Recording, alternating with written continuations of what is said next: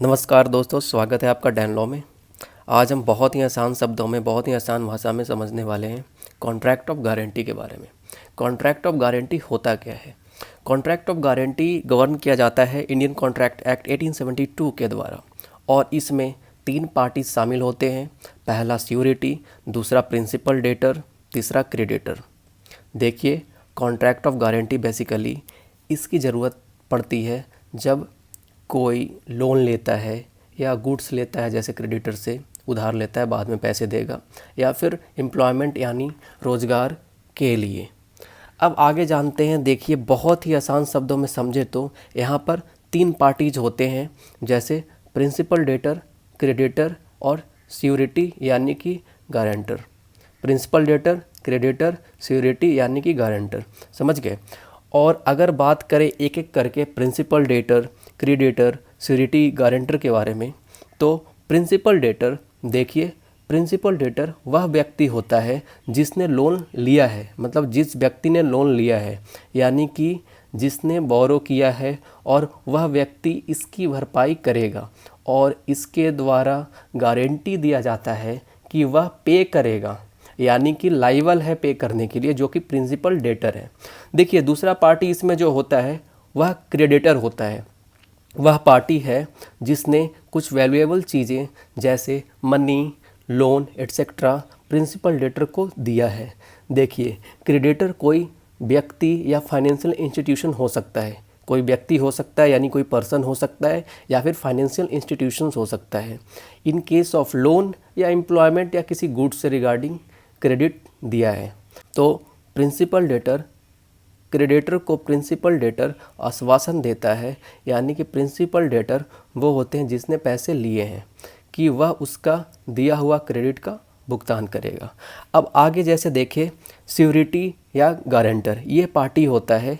देखिए, अगर किसी वजह से प्रिंसिपल डेटर क्रेडिटर का भुगतान नहीं करता, तो इस डिफ़ॉल्ट के केस में जो गारंटर है वह पे करेगा, जिसने श्योरिटी दिया है, कि on the default of principal debtor, ध्यान से सुनिएगा, on the default of principal debtor, जिसने पैसे लिए हैं वो प्रिंसिपल डेटर होता है, उसके डिफ़ॉल्ट पे मैं पे करूँगा या भुगतान करूँगा एज अ गारंटर। अब इसको बहुत ही आसान शब्दों में समझते हैं एग्जाम्पल से। जैसे, ध्यान से सुनिएगा, दिव्या ने पल्लव को 50,000 रुपये लोन दिया, यानी कि ऋण दिया। दिव्या ने किसको दिया? पल्लव को 50,000 रुपये लोन दिया। और जो दृष्टि, जो पल्लव की बॉस है, यानी कि दिव्या ने पल्लव को 50,000 रुपये दिए, और दृष्टि जो पल्लव की बॉस है, वह वादा करती है कि अगर पल्लव लोन चुकाने में विफल रहा, यानी असमर्थ रहा, तो वह उसे चुका देंगी, यानी कि जो कि दृष्टि है वो पैसे दिव्या को देंगी on the behalf of Pallav. ये गारंटी करती है।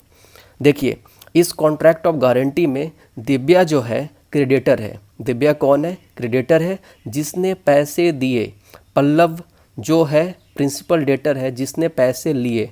और दृष्टि जो है गारंटर है, जिसने श्योरिटी दिए कि अगर पल्लव पैसे नहीं लौटाता तो उस केस में दृष्टि पैसे को लौटा देगी।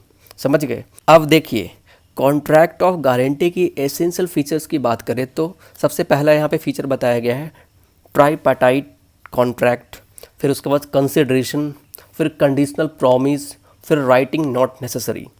अब देखिए, ट्राईपार्टाइट कॉन्ट्रैक्ट इसलिए कहा जाता है, इसको पहला जो एसेंशियल है, ट्राईपार्टाइट कॉन्ट्रैक्ट इसलिए कहा जाता है क्योंकि यहाँ पर 3 पार्टी होते हैं, प्रिंसिपल डेटर, क्रेडिटर और श्योरिटी, जो कि गारंटर जिसको कहते हैं। यहाँ पर पहला कॉन्ट्रैक्ट, ध्यान से सुनिएगा, यहाँ पर पहला कॉन्ट्रैक्ट जो मेन कॉन्ट्रैक्ट होता है वह प्रिंसिपल डेटर और क्रेडिटर के बीच में होता है। ध्यान से सुनिएगा, प्रिंसिपल डेटर और क्रेडिटर के बीच में पहला कॉन्ट्रैक्ट होता है। समझ गए? मतलब प्रिंसिपल डेटर जो पैसा लेता है, क्रेडिटर जो उधार देता है। समझ गए? और दूसरा कॉन्ट्रैक्ट ऑफ गारंटी जो कि क्रेडिटर और श्योरिटी यानी कि गारंटर के बीच में होता है। दूसरा कॉन्ट्रैक्ट ऑफ गारंटी जो कि क्रेडिटर और श्योरिटी के बीच में यानी कि गारंटर के बीच में होता है। और तीसरा श्योरिटी और प्रिंसिपल डेटर के बीच में इम्प्लाइड कॉन्ट्रैक्ट होता है। तीसरा कॉन्ट्रैक्ट श्योरिटी और प्रिंसिपल डेटर के बीच में इम्प्लाइड कॉन्ट्रैक्ट होता है, जो कि सेक्शन 145 में आप पढ़ लीजिएगा इसको। तो सेकेंड एसेंशियल पे चलते हैं। कंसिडरेशन की अगर बात करें तो कंसिडरेशन की अगर बात करें तो contract of guarantee supported by consideration होता है। सेक्शन 127 में बताया गया है इंडियन कॉन्ट्रैक्ट एक्ट 1872 में कि प्रिंसिपल डेटर के बेनिफिट के लिए जो भी प्रॉमिस किया गया है वह सफिशिएंट कंसिडरेशन है एक गारंटर के लिए जिसने श्योरिटी या गारंटी दिया है। देखिए उदाहरण से इसको समझते हैं, कंसिडरेशन की क्यों बात किया है यहाँ पे। देखिए ए कुछ गुड्स उधार यानी कि क्रेडिट पे लेता है बी से, ए कुछ गुड्स उधार यानी कि क्रेडिट पे लेता है बी से, और सी जो है गारंटी देता है कि वह पे करेगा गुड्स का प्राइस ऑन डिफ़ॉल्ट ऑफ ए। अगर ए बी को पे करने में असमर्थ हो जाता है तो यहाँ पर सी का प्रॉमिस करना पे करने के लिए यह कंसिडरेशन है। यहाँ पर ध्यान से सुनिएगा, यहाँ पर सी का प्रॉमिस करना या फिर पे करने के लिए यह कंसिडरेशन है कि ए ने बी को गुड्स डिलीवर किया, यानी कि प्रॉमिस किया डिलीवर करने के लिए, ये कंसिडरेशन होता है। और जो थर्ड एसेंशियल जो है यहाँ पे, यह कंडीशनल प्रॉमिस के बारे में बात करता है। कंडीशनल प्रॉमिस होता है on default of principal debtor, जैसे कि हम जानते हैं कि प्रिंसिपल डेटर के डिफ़ॉल्ट पे कोई लाइबल है, जैसे सिक्योरिटी और गारंटर जैसे जानते हैं। और फोर्थ जो एसेंशियल बात करता है वो राइटिंग नॉट नेसेसरी।